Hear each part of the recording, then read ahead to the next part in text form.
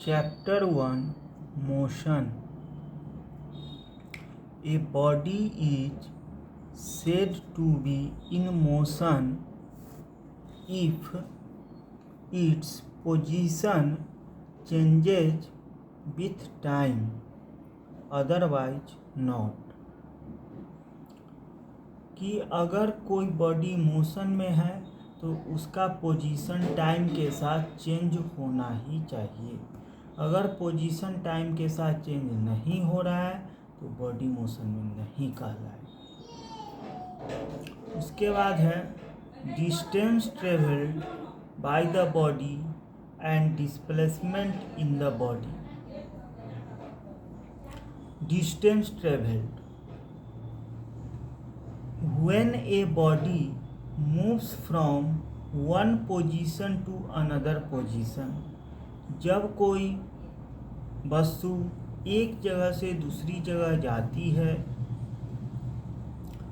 तो जो पाथ की लंबाई होती है, the length of the path,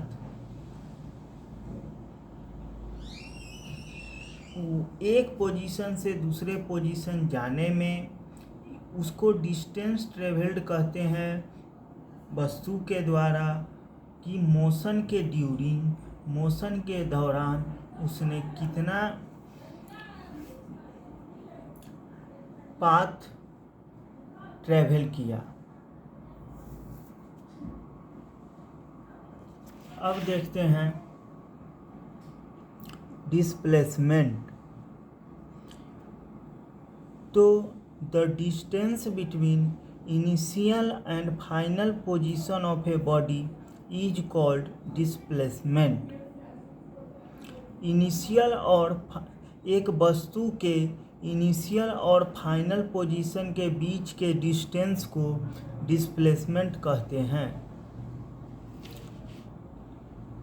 distance shortest होता है या स्ट्रेट लाइन डिस्टेंस होता है। डिस्टेंस जीरो हो सकता है लेकिन डिस्प्लेसमेंट जीरो नहीं हो सकता है। जब हम एक पॉइंट से शुरू करते हैं उसी पॉइंट पर दोबारा पहुंच जाते हैं तो बॉडी में डिस्प्लेसमेंट जीरो होता है।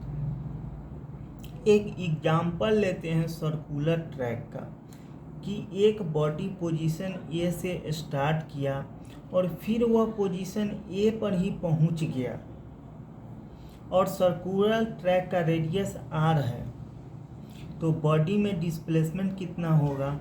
जीरो होगा। लेकिन डिस्टेंस ट्रेवल्ड कितना हुआ बॉडी द्वारा? तो वह 2 पाई हुआ, सर्किल का एक सरकमफरेंस। डिस्टेंस ट्रेवल्ड का डायरेक्शन नहीं होता है लेकिन डिस्प्लेसमेंट में एक डिफिनिट डायरेक्शन होता है। डिस्टेंस स्केलर क्वांटिटी कहलाता है क्योंकि यह इसमें सिर्फ मैग्नीट्यूड होता है। डिस्प्लेसमेंट को वेक्टर क्वांटिटी कहते हैं क्योंकि इसमें मैग्नीट्यूड और डायरेक्शन दोनों होता है।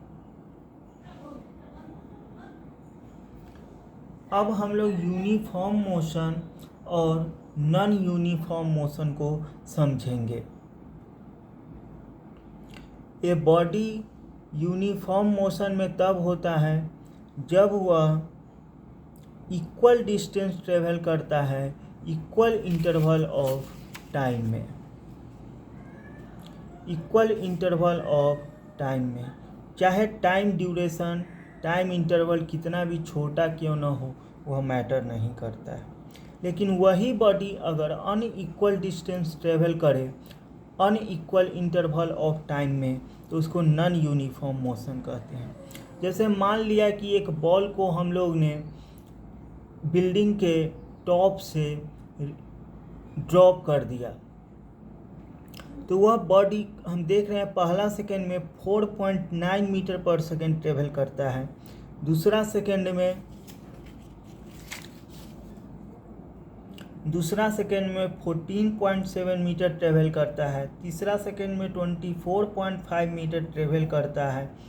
तो हम कह सकते हैं कि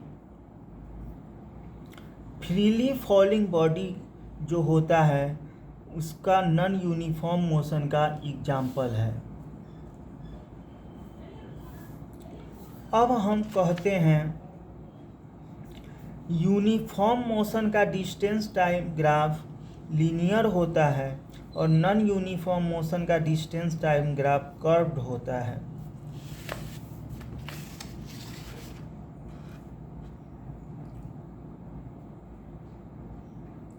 नॉन यूनिफॉर्म मोशन को एक्सेलरेटेड मोशन भी कहते हैं।